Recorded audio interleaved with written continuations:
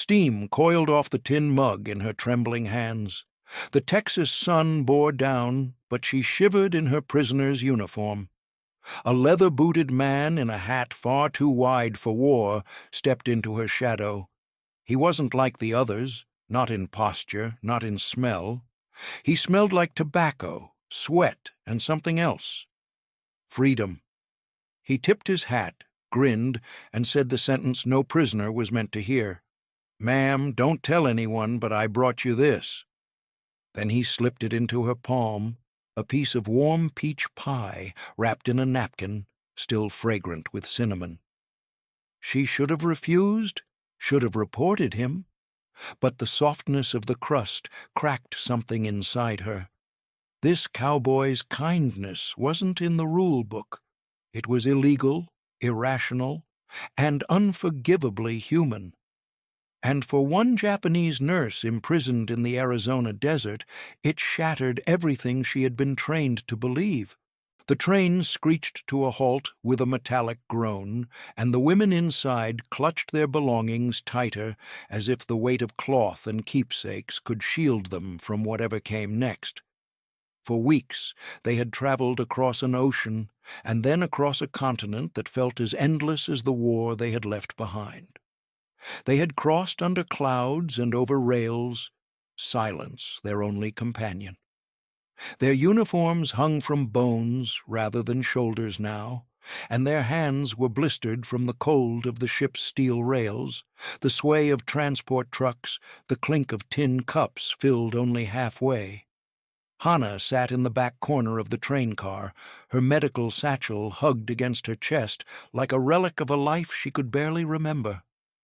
She had not spoken since stepping onto American soil, not even when the guards barked orders, not when the other women cried. She had taken the oath, better to die than be captured, better to bite one's tongue in two than betray fear. And yet here she was, 21 years old, hungry beyond words, and alive. That, in itself, was a kind of betrayal. The doors opened with a slow, creaking breath, and the sunlight struck like a hammer. The Arizona heat rose in waves from the ground, blurring the lines of the distant fences. It was a different kind of battlefield here. No trenches, no screaming shells, only barbed wire that shimmered in the sun and silence that stretched across the sand like a warning. The women stepped off the train one by one, blinking against the light. Hannah followed, her boots crunching on gravel, her eyes lowered. They had expected dogs, whips, mockery, American soldiers who looked like demons from leaflets passed around campfires.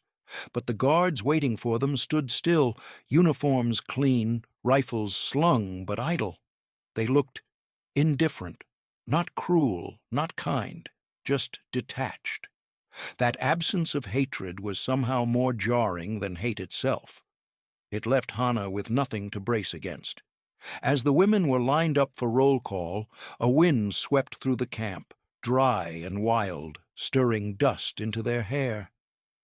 The landscape was merciless, red rock, cracked earth, heat that clung to the skin like shame. Yet the camp itself was strange in its order. The barracks stood in rows, the fences taut, the pathways swept. Hannah expected to hear screaming. Instead, there were birds. Somewhere, a harmonica drifted faintly, half a melody lost in the wind. She squinted. It didn't make sense. The women were processed in silence.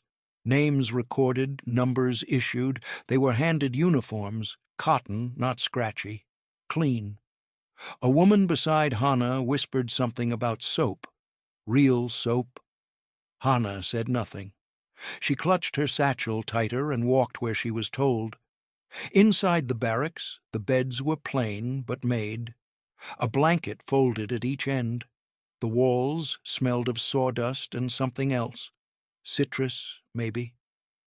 It unsettled her. That night, Hannah lay on the thin mattress with her back to the others.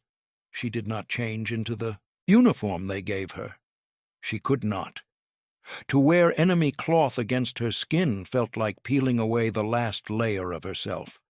Instead, she wrapped herself in silence, breathing shallowly, trying to remember the oath she had once whispered in the dark with the other nurses. Pain is proof of purpose, death before disgrace. She had buried comrades under palm trees. She had seen a soldier shoot himself rather than be captured. She had learned to stitch wounds without flinching, to give morphine only when it would not slow the retreat. What did honor mean here, in a place where her enemies handed out soap and didn't even bother to sneer? Still, she would not speak. She would not cry. She would not forget who she was. The others began to murmur as days passed, soft voices in the night, questions asked with eyes more than mouths. Why were they being treated like people? Why did the guards sometimes smile? Hannah heard the whispers but kept her silence. If she did not speak, perhaps the world around her would not seep into her blood. She would not trust the quiet. She would not eat the bread without suspicion. She would not touch the blanket unless she had to. She had been told 1,000 times what happened to those who surrendered. It didn't matter that the Americans hadn't beaten her. The shame of survival beat louder than fists. So she waited for cruelty, for punishment, for proof that her loyalty to the old world still had meaning. And that was when the man in the wide hat walked past her barracks for the first time, boots crunching on gravel, humming something slow and sweet that didn't belong in a place like this. He walked like the war wasn't watching him. Broad shoulders, easy steps, sun-stained skin beneath a hat tilted too far forward to be regulation. The other guards wore their uniforms like armor. He wore his like an old denim coat, soft at the edges, broken in by years of saddle and sweat. Some of the women turned to stare from behind the slats of the barrack walls. Others whispered, not in fear, but in confusion. Soldiers weren't supposed to smile. They weren't supposed to hum.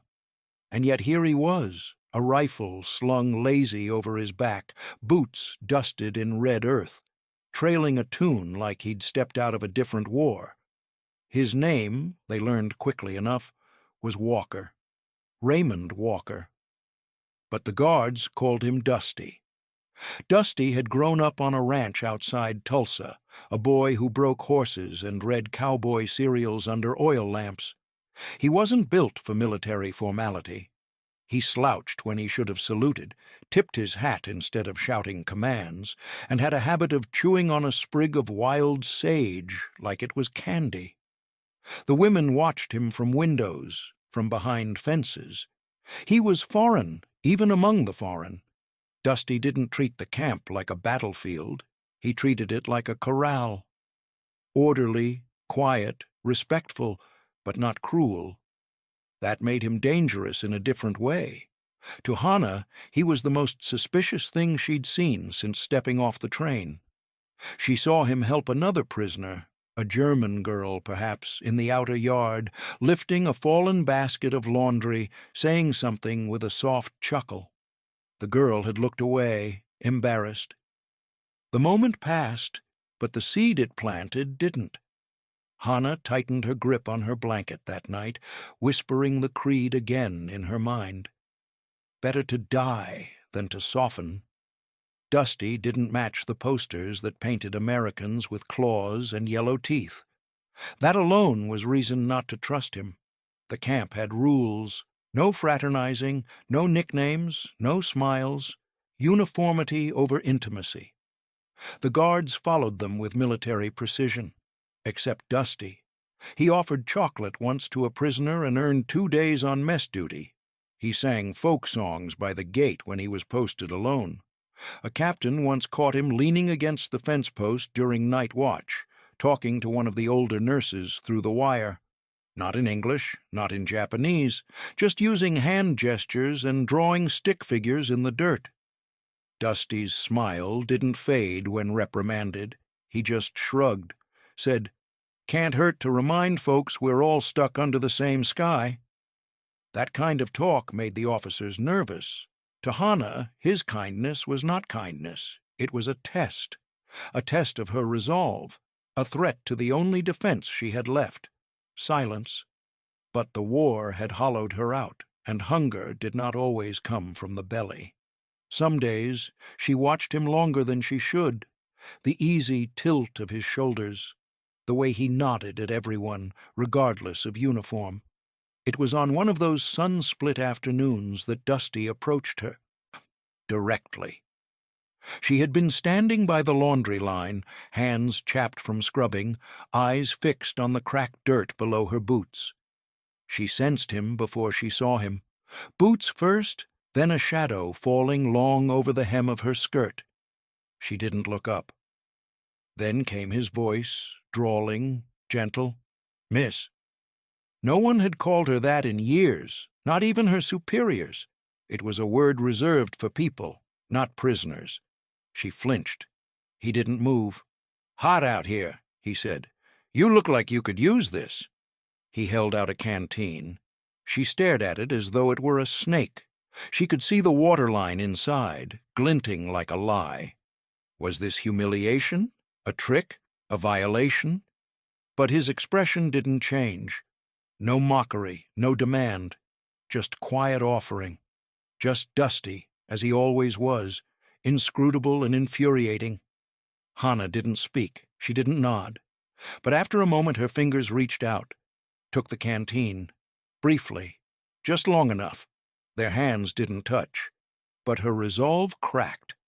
Not loudly, not visibly, just enough that her throat burned worse than the sun. She handed it back and walked away. But that night, lying awake beneath the stars she could not name, she realized something unbearable. It was not the canteen that had unsettled her. It was being called Miss. 3 days later she heard the boots again. That familiar cadence, slower than the others, less like marching and more like someone strolling through a field with nowhere urgent to be. Hannah was kneeling by the garden beds near the infirmary, her hands caked in dry earth, transplanting sprigs of basil that would be stirred into someone else's stew. The sun pressed hard on the back of her neck, sweat trickling down her spine. She didn't look up when Dusty approached. She didn't need to. His presence had a kind of weight, quiet but dense, like a thought you couldn't shake. "Ma'am," he said softly. She froze. He wasn't supposed to speak to her again. Not after last time. Not after the look one of the senior guards had given him when the canteen was returned. But before she could stand or turn or move away, she felt something brush the ground beside her knee. A napkin, folded, neat, still warm. He tipped his hat and walked away without another word. Hannah stared at it. Her stomach clenched. Her first instinct was to leave it untouched, to pretend she hadn't seen. She looked around. No one, no guards, no other prisoners in view. Just the wind bending the cornstalks on the far end of the yard, and a crow pecking at a piece of rope near the fence. She picked it up. It was pie. Peach, if she could trust her senses, soft, golden, spiced with something sharp and sweet. The crust flaked at the edges, pressed in the way only practiced hands could do, the kind of pastry a mother might make on a slow Sunday back home. She hadn't tasted anything like it in years, maybe never.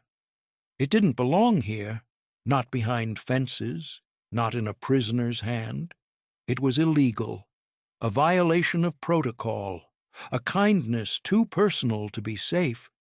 She should have buried it in the soil. She should have marched it to the guards and named the one who had broken rank. But her fingers closed around it before her mind could argue.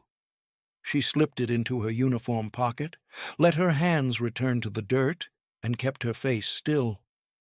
Later, back in the barracks, she unwrapped it slowly beneath her blanket like it was a sacred offering. The first bite made her jaw ache. Her body didn't know what to do with the richness, the butter, the heat still trapped inside the crust. the softness of fruit that hadn't been dried or pickled or stripped of sweetness. Her throat closed around it. She swallowed hard, ashamed that her lips trembled. She hadn't cried when she was captured, not when she was slapped by a sergeant for collapsing on a march. But now, here, over a piece of contraband pie from a man with a cowboy hat, her eyes burned. She ate it all, slowly, like an apology, like a sin. Then she folded the napkin and hid it in the lining of her uniform. The smell lingered for days. Each time she caught a trace of cinnamon or butter, a memory stirred. Not of Dusty, not even of America, but of home. A home before war, before oaths, before silence became survival. She thought of her father, who once smuggled a sweet bun back from the market and shared it between her and her brother under the stairs during a blackout. She remembered her mother's hands, flour-dusted and humming. The pie wasn't food. It was memory. And it was betrayal, because kindness from the enemy was the most dangerous kind of weapon. She didn't know what Dusty meant by giving it. She didn't want to know. But in that moment, something in her began to unravel. A thread pulled loose, too small to notice, too quiet to scream. The next morning, when Dusty passed by again, she didn't look at him, but she didn't flinch either. The next day, the guards handed out paper. Hannah stared at the sheet in her lap for what felt like hours. The pencil was short, sharpened to a stub, the eraser worn to a smudge. The paper was thin, gray-white, and faintly lined. One of the translators explained in clipped syllables that the prisoners could write letters home, 1 per month. All would be read, all would be censored, but they would be sent. Supposedly. Some of the women cried, others refused, pushing the paper away like it was poison. Hannah took hers with steady fingers. She said nothing, but inside something swirled. She had not written to her family since her capture. She hadn't dared. What would she say?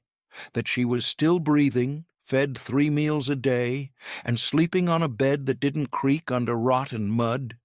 That the enemy called her Miss and gave her pie? That her hands were healing? That she hadn't suffered enough? She placed the pencil tip to the page and paused. The barracks were quiet, filled with the occasional scratch of graphite and the soft murmurs of women, trying to decide whether they were confessing or surviving. She began with the only word that came naturally, mother. Then she stopped.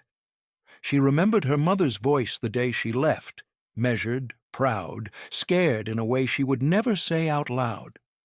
She remembered her brother Shun, who had left for the front before her. She remembered the telegram that came weeks later, missing in action. And she remembered the silence that fell over their house like a shroud. Hannah had promised herself she would not dishonor him. She would not be the one who returned in shame. But what did you call this place, this clean camp of contradictions? Her hand trembled. She began again. Mother, I am alive. The Americans are not what we were told. One gave me pie. I ate it. I said nothing. I am sorry. She stopped again, crossed it out. New start. They feed us. They do not hurt us. I think maybe they are trying to show mercy. I do not understand it. If the enemy gives me kindness, what kind of war is this? That line she did not cross out, but she did not finish the letter either. She folded it, unfinished, and slipped it into the inside flap of her satchel, where the pie napkin still lingered. She could not send it. Not yet. Around her, the atmosphere in the barracks had changed. Something fragile was beginning to grow in the silences between chores and roll calls. The women didn't say much, but they noticed more. That the guards no longer stared at them like shadows. That their bruises from transport had faded under ointment applied by American medics. That the bread came soft, not hard, and sometimes, impossibly, warm. They began to whisper not about escape, but about meaning. One woman muttered that perhaps the Americans were playing a long game, softening them before interrogation. Another said she dreamed of bacon. A third clutched her stomach after every meal, not from sickness, but because it was strange to be full. No one spoke directly of Dusty, but they noticed when he passed. They noted the way he walked slower than the others, the way his eyes searched not for faults, but for faces. Hannah listened and said nothing, but the draft letter stayed in her pocket, burning. That night she sat on her cot and remembered the last time she saw her brother. He had been fixing the latch on their gate, muttering about rust and bad tools. He hadn't wanted to fight either, but he had gone, because honor demanded it, because Bushido gave no room for doubt, no space for pie. He would not have accepted kindness from the enemy. He would have spat it out. But he was gone, and she, shamefully, was still here, still breathing, still tasting. She closed her eyes. The letter pressed against her chest like confession. Maybe tomorrow she would finish it. Maybe, but not tonight. Tonight she would lie awake wondering which betrayal was worse, surrendering her body to the enemy's mercy, or surrendering her beliefs to their kindness. The first note rose like mist. It drifted through the stillness of the compound just after sunset, when the desert turned indigo and the horizon bled into the earth. The guards usually paced in silence, boots ticking like a clock across gravel. But this sound came soft, wistful even, barely more than a breath through reeds. At first the women didn't react. It could have been wind in the wire. But then it curved upward, slow and round and aching. A song. Someone was playing a harmonica. Hannah froze. She had just finished folding the last of the laundry, her hands raw from lie, when the sound slipped through the cracks in the barracks wall. It was simple, no more than a few rising and falling notes, a melody that didn't push, didn't demand. It simply was. It hung there in the air, delicate and unfinished, like a memory you couldn't quite place. Some women sat up in their bunks. One whispered, "Is it allowed?" Another answered, "Does it matter?" The tune wound on. Outside, under the stars, Dusty leaned against a fence post with the harmonica cupped in his palms, the brim of his hat low over his eyes. He played like no one was listening, like he was just trying to remember something sweet he'd forgotten. It wasn't patriotic, it wasn't loud, it was a lullaby, plain and strange and soft enough to sting. Inside the barracks, something cracked. Hannah turned her face to the wall, but she couldn't shut it out. The music moved differently than words, than food, than even touch. It threaded past her defenses, past the layers of silence and shame and purpose she had built around herself. It didn't argue, it didn't comfort, it simply reminded. And it reminded her of cherry blossoms, of sitting on the porch beside her grandmother, brushing pink petals from her lap while someone, a neighbor maybe, or her uncle, played a flute in the courtyard below. It had been spring. She had worn a red ribbon. Her feet had been bare. She remembered the way the petals stuck to her skin when it rained. That night, for the first time in months, she dreamed in color. Not of death, not of gunfire, not of the sea or the rattling of prisoner ships. She dreamed of a kitchen. A man, not in uniform, not American, not Japanese, stood at a table holding out a plate with both hands. On it, peach slices, still steaming. He didn't speak. He just smiled. She woke up before she could take a bite. Morning came hot and dry. The melody had vanished, but the silence it left behind was different, less empty, less sharp. Later, while hauling a bucket to the garden, she passed Dusty by the mess tent. He was sitting on a crate. the harmonica in his hands, wiping the dust from its surface with the edge of his sleeve. He didn't look up, but just as she moved past, he raised his eyes and caught hers. She should have looked away. That was her rule. No eye contact, no opening. But she didn't. Just for a moment she let it happen. Their eyes met. Not long. Just long enough. There was no smirk, no smugness in his gaze, just the same quiet confusion she carried inside herself, as if he too didn't know what line they had both stepped across, only that it had been crossed. He gave a tiny nod. Not polite, not casual, almost apologetic. Hannah said nothing.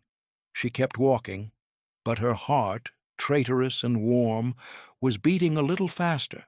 It began with a spoon, a dented steel one, the kind every prisoner had, counted and controlled. Hannah had scooped her portion of rice the same way every day since arriving. Same angle, same bite, same rhythm. But on this morning, as the mess hall filled with the scrape of trays and the murmur of early hunger, she paused mid-scoop. Something was different. Her bowl was fuller, only by a mouthful. Maybe two, but enough that it felt deliberate. She looked up quickly, scanning the line. The women ahead of her had their usual rations, a crust of bread, a cup of broth, the sad ghost of a carrot. But hers? Her rice nearly crested the rim. Her first thought was suspicion. Her second was certainty. Dusty. He hadn't been near the food line that morning. But the kitchen guards rotated, and he had helped with mess duty before. She remembered his easy gait through the chow hall, how he'd tipped his hat even when carrying trays. It wouldn't have been difficult. A quiet nod to a cook, a shift in the ladle. She stared at the bowl like it had insulted her. This wasn't generosity, it was trespass, a violation of the terms she'd set for herself. To survive, yes, but not to enjoy, never to accept, never to want. Her appetite died. She ate half, then nothing. The next day she returned the bread untouched. The day after that she gave her whole tray to the girl beside her who had been coughing for weeks. The guards didn't question it, but the women noticed. "You're starving yourself?" one of them whispered after roll call. "Why?" Hannah said nothing. "It's because of the pie, isn't it?" the woman pressed. "Or that song he played?" Still silence. But later, alone in the laundry shed, another voice cut through the quiet, this one older, rasped by smoke and years. "You think survival is a sin now?" Hannah turned. The woman, a nurse, grayed at the temples, her name lost in translation, stood with arms crossed. She wasn't accusing, just tired. "You think your brother wouldn't want you to eat?" she asked softly. "You think death makes you more loyal?" Hannah's throat closed. She couldn't answer. "Then tell me," the woman said, stepping closer, "if they had starved us, beaten us, made animals of us, would you feel better? More honorable?" It was the first time someone had put her shame into words. Around the camp, whispers had grown into low conversations, not defiant, not loud, just small truths traded under blankets and between beds. One woman confessed she looked forward to Dusty's harmonica. Another admitted she liked the scent of pine soap the guards handed out once a week. A third had hidden an old newspaper clipping with a picture of American children smiling, and said, in a voice barely above breath, "They don't look like devils." These weren't declarations, they were confessions, not about the enemy, about feeling, to feel here, in this place, in captivity. Felt like betrayal, and yet, how could one not? The smell of fresh bread, the breeze that sometimes carried music, a glance that didn't feel cruel. Hannah didn't answer the older nurse, but she didn't skip dinner that night either. She ate slowly, without joy, without punishment, just with permission. Later, in the dark, the barracks buzzed with quiet again. But now the silence felt different, less like fear, more like waiting. Something was changing, not in the war, but in the women, in Hannah. She still didn't trust the kindness, but for the first time, she didn't trust the shame either. It started with chalk. On the edge of the courtyard, beneath a patch of shade where the barracks cast long afternoon shadows, a group of prisoners began to gather. At first it was only 2 or 3, seated on crates or crouched on their heels, watching quietly as Dusty crouched beside a makeshift board nailed to the back of an old supply crate. The surface had been painted black, roughly. Each day he scribbled a new word in big slanted letters, then underlined it twice and tapped it with the chalk. He didn't ask for permission. No guard stopped him. Perhaps because no one knew what to make of it. A cowboy soldier giving language lessons to enemy women like it was the most natural thing in the world. At first, Hannah stayed back.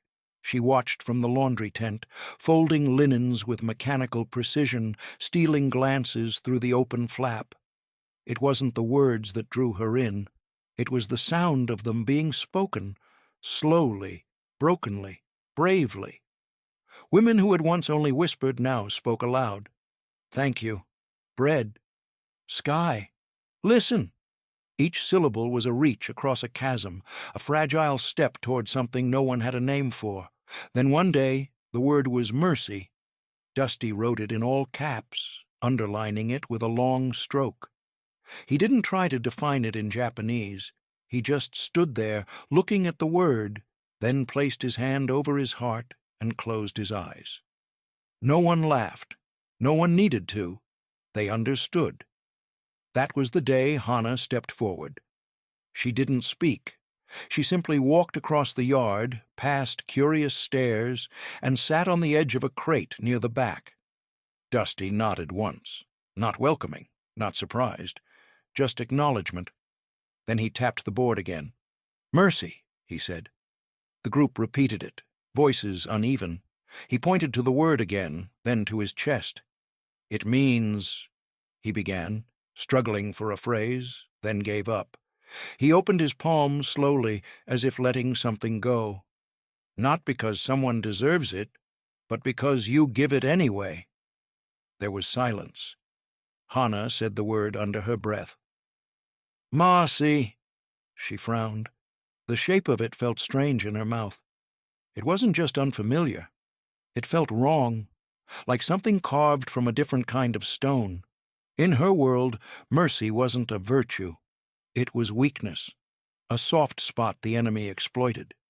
Bushido taught discipline, loyalty, death before dishonor. There was no room for mercy in surrender, no honor in gentleness. But there was something in the way Dusty looked at that word. Not proud, not superior, just real. Like he'd needed it once, like he hadn't always been the one giving it. He erased the board and wrote the word again, slower this time. He handed her the chalk. Without thinking, Hannah stood, walked to the board, and traced the letters with a shaking hand. Mercy. No one spoke. Dusty nodded, then stepped back. In that moment, Hannah wasn't a prisoner. She wasn't a nurse.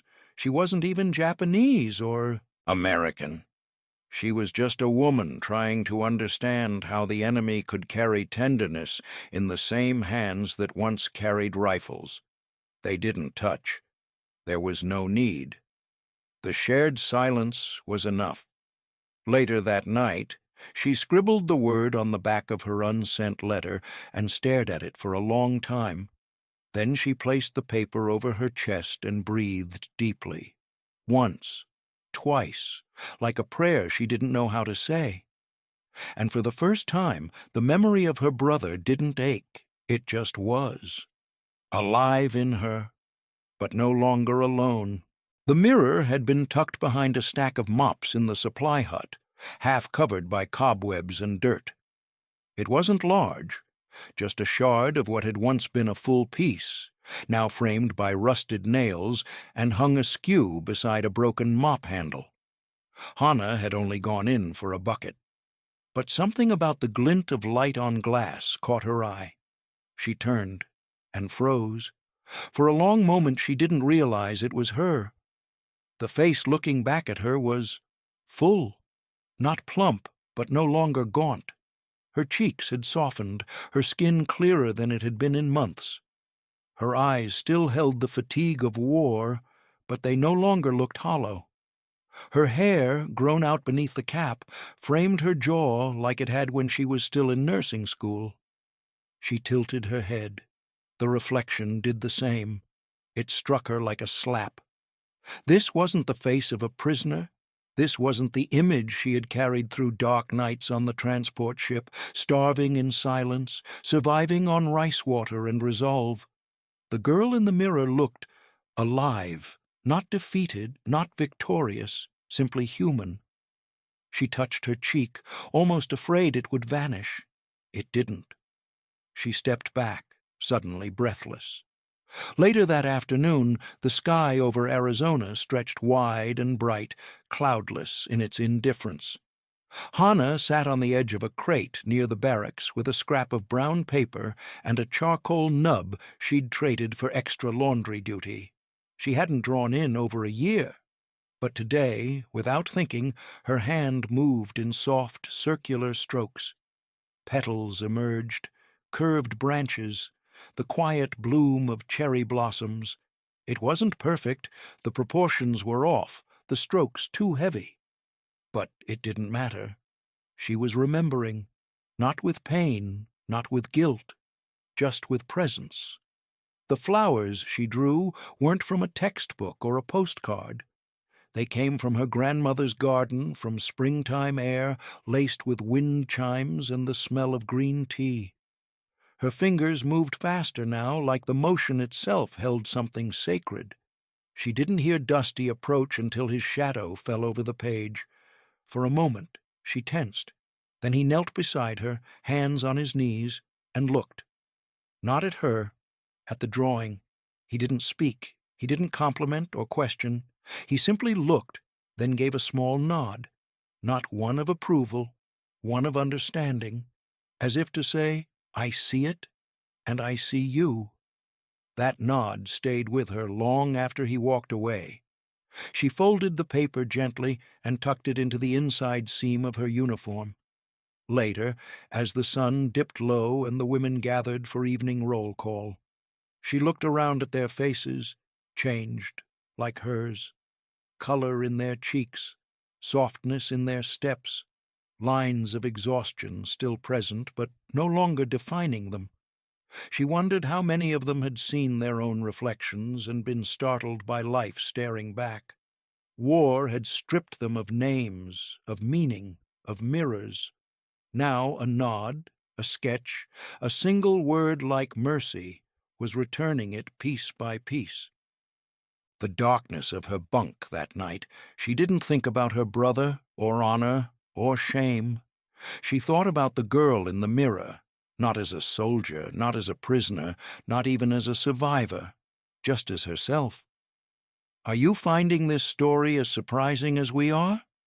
If so, like the video and leave a comment below telling us where you're watching from. The announcement came at roll call. A list of names, read slowly in thick American syllables, stumbled over by the lieutenant with the clipboard. No explanations, just a date, a destination, and an instruction. Be ready by morning. Hannah's name was fifth on the list. She didn't react. None of the women did, not outwardly, not immediately. Years of control had trained their bodies to remain still, to accept fate in silence. But inside, something quaked. After all this time, the hunger, the heat, the questions that never got asked, it was over. They were going home. Home. The word felt thin in her mouth, not because she didn't want it, but because she wasn't sure what it meant anymore. The country she had left had been burning. Her village torn apart. Her brother buried beneath the flag of an empire that no longer existed. Would there be anything left to return to? That night, they were allowed to write letters, real ones. No censorship, no red pen hovering over their shoulders.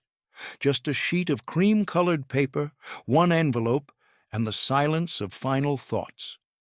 She stared at the blank page for a long time before she began. Her hand trembled, but her mind was clear. "To my mother," she wrote, then paused. She did not begin with apologies or explanations. She began with the pie. "A cowboy gave me pie," she wrote slowly. "It was sweet and wrong. I did not report him. I do not know what that makes me any more." She stopped again. The candle on the desk flickered. Outside, the wind brushed against the walls like breath. She thought of Dusty's harmonica, the scent of pine soap, the word mercy scrawled in chalk. None of it made sense. But all of it was true. She continued, "I thought capture was death. I believed the enemy would break us, but they didn't. They confused us. They fed us. They sang songs. They called us Miss. I do not understand this war. Maybe I never did. Maybe I do not want to." Her pen hovered. "I am returning, but I am not the same. I do not know if I am still a good daughter. I do not know if I am still a loyal subject, but I know I am still alive." That was as much as she could say, more than enough. She folded the letter carefully, pressed the paper flat, wrote her name on the envelope in small, neat characters, then slid it into the box near the guard station. She did not look back. The next morning, the gates opened. Trucks waited under the rising sun. American soldiers handed out canvas bags and canteens. Dusty stood near the edge, hands in his pockets, boots coated in red dust.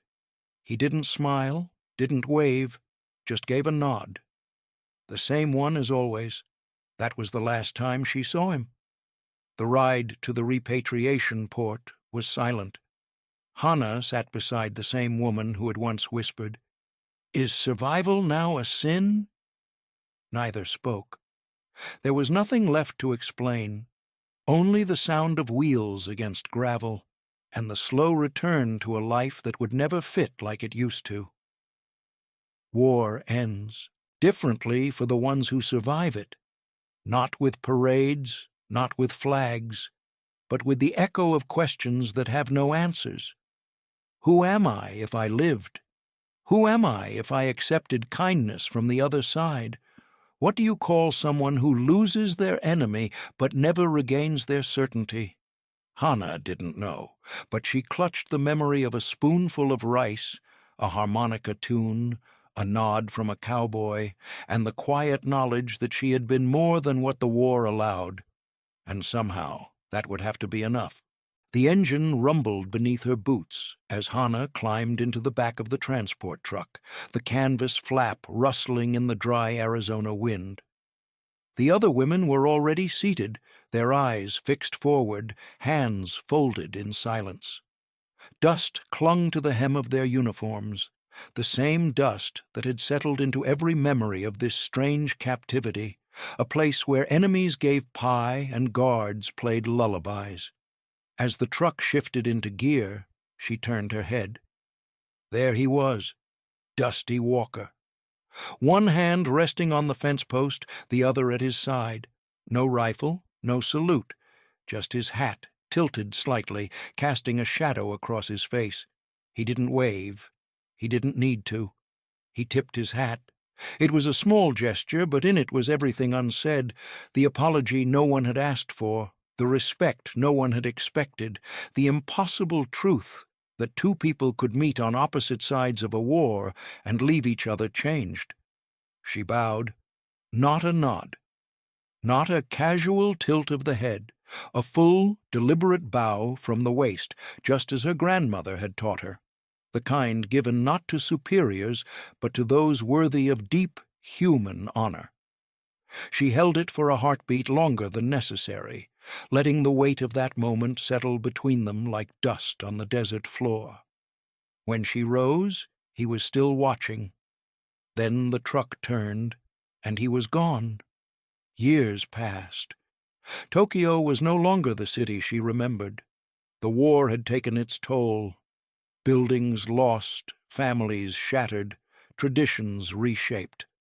Hana walked the streets with quiet purpose, working in a small clinic tucked behind a busy train station. She treated burn wounds and lingering malnutrition, young mothers with children who would never know their fathers. She rarely spoke of the camp.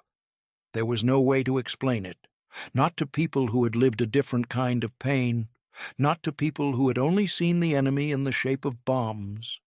But one autumn afternoon, something stopped her in her tracks. It was the smell. Cinnamon. It drifted from the window of a bakery she had passed dozens of times, but today it caught her like a wave. Her breath caught. Her hand found the edge of a lamppost. Her knees softened. She stood there, eyes closed, and let it happen. The memory flooded back, warm crust, flaky and golden, the sweetness of peach and sugar and something unnameable, the taste of the pie, the paper napkin, the word "miss," spoken with such softness it had made her afraid. And then the image, a cowboy, boots in red dirt, a harmonica tune, a chalkboard and a word she could never unlearn, mercy. She opened her eyes slowly. The streets of Tokyo bustled around her, scooters, schoolchildren, businessmen in dark suits. But for a moment, she wasn't in Japan. She was in Arizona, behind barbed wire, looking into the eyes of a man who had no reason to be kind and every reason to follow the rules, but didn't. That, she realized, was the moment she had truly come home. Not the boat, not the letter, not the return to soil. It was the first time someone had looked at her, not as a prisoner, not as an enemy, but as a person, seen, unhidden, human. The sound of hooves echoed faintly in her ears, even though the streets were paved and the sky smelled of smoke. She took one step forward into the crowd, the scent of cinnamon trailing behind her like a ghost. If this story moved you, please like the video and tell us where you're watching from in the comments below.